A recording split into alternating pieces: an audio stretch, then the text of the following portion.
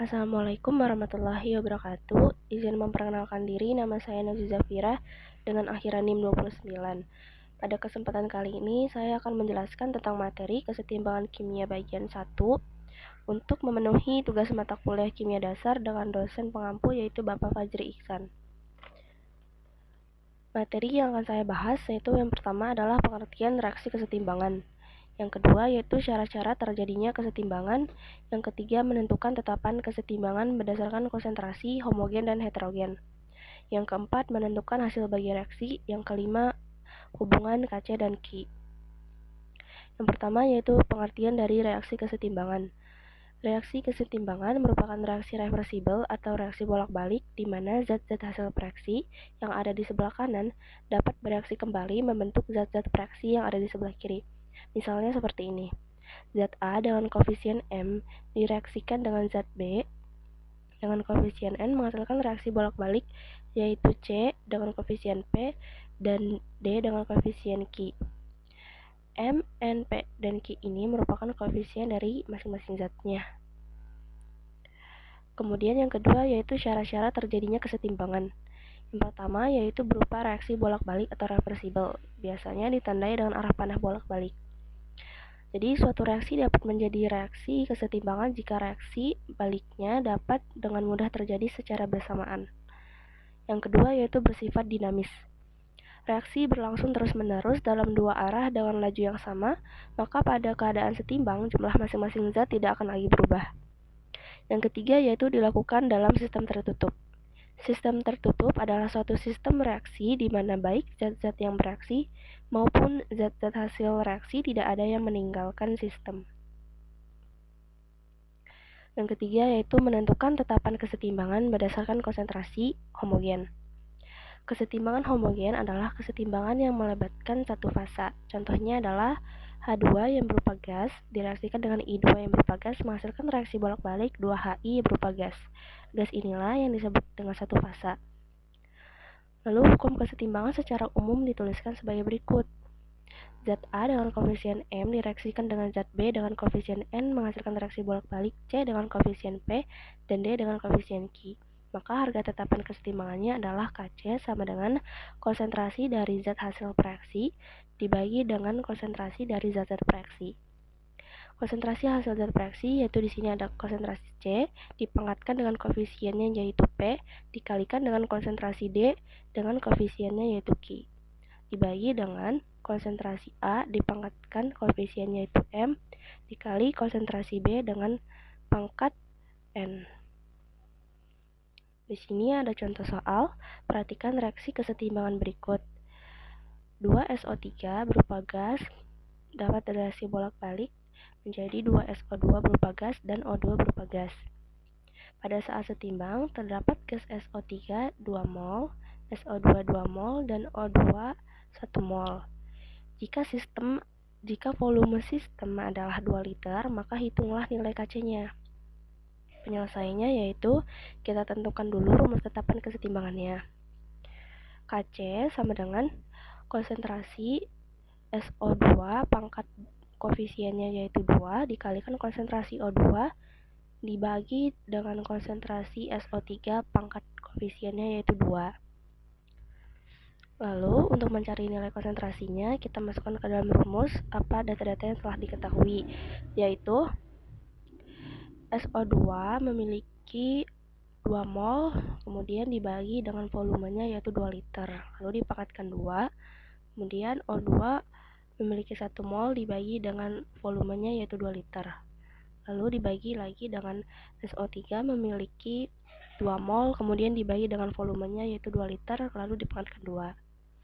Sehingga jika dihitung akan menghasilkan nilai Kc sebesar setengah. Selanjutnya menentukan tetapan kesetimbangan berdasarkan konsentrasi heterogen. Kesetimbangan heterogen adalah kesetimbangan yang melibatkan dua fasa atau lebih. Pada kesetimbangan heterogen, penentuan Kc-nya dipengaruhi oleh fase zatnya. Yang pertama yaitu jika terdapat fase gas dan fase padat, maka yang menentukan Kc adalah fase gas. Yang kedua, jika terdapat fase gas dan fase cair, yang menentukan Kc adalah fase gas. Yang ketiga, jika terdapat larutan dan fase padat, maka yang menentukan Kc adalah fase larutan. Yang keempat, jika terdapat fase gas, fase cair, dan fase padat, maka yang menentukan Kc adalah fase gas. Contoh soalnya seperti ini. Tentukan rumus tetapan kesetimbangan atau Kc dari reaksi berikut. Yang pertama ada BiCl3 berupa larutan direaksikan dengan H2O berupa air, menghasilkan reaksi bolak-balik yaitu BOCl berupa zat padat dan 2HCl berupa larutan. Maka rumus tetapan kesetimbangannya adalah karena di sini terdapat zat padat dan juga larutan, maka yang mempengaruhi untuk penentuan Kc-nya adalah zat larutan, sehingga yang dipakai adalah zat hasil reaksi berupa larutan dan juga reaksi berupa larutan, sehingga Kc sama dengan konsentrasi HCl dipangkatkan koefisiennya yaitu 2 dibagi dengan konsentrasi BiCl3 koefisiennya 1, sehingga tidak perlu ditulis lagi angka satunya menjadi konsentrasi HCl pangkat 2 dibagi dengan konsentrasi BiCl3. Selanjutnya yang nomor 2 yaitu C berupa zat padat direaksikan dengan O2 berupa gas menghasilkan reaksi bolak-balik yaitu CO2 berupa gas. Karena di sini terdapat zat padat dan juga zat gas, maka yang mempengaruhi untuk penentuan Kc-nya berupa zat gas. Sehingga rumus tetapan kesetimbangannya adalah konsentrasi CO2 dipangkatkan koefisiennya 1 dibagi dengan konsentrasi O2 pangkat 1. Sehingga karena satunya tidak perlu ditulis lagi, maka ditulisnya seperti ini. Konsentrasi CO2 dibagi dengan konsentrasi O2. Lalu yang keempat yaitu menentukan hasil bagi reaksi.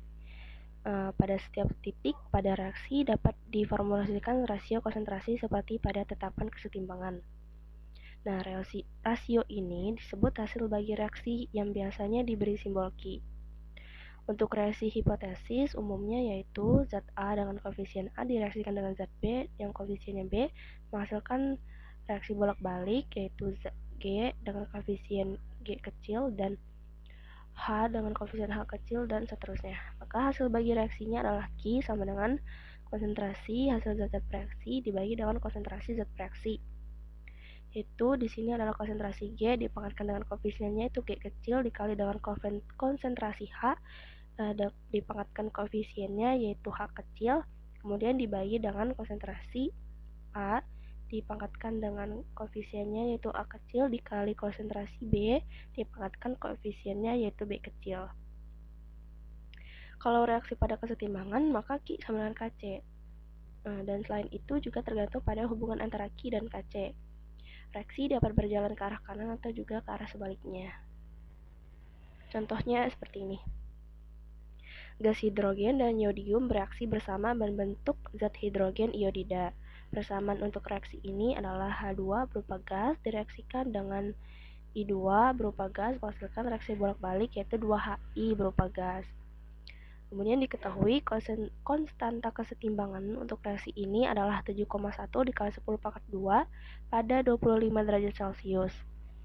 Lalu jika konsentrasi gas saat ini adalah yaitu H2-nya adalah 0,81 m, kemudian I2-nya adalah 0,44 m dan HI-nya adalah 0,58 m.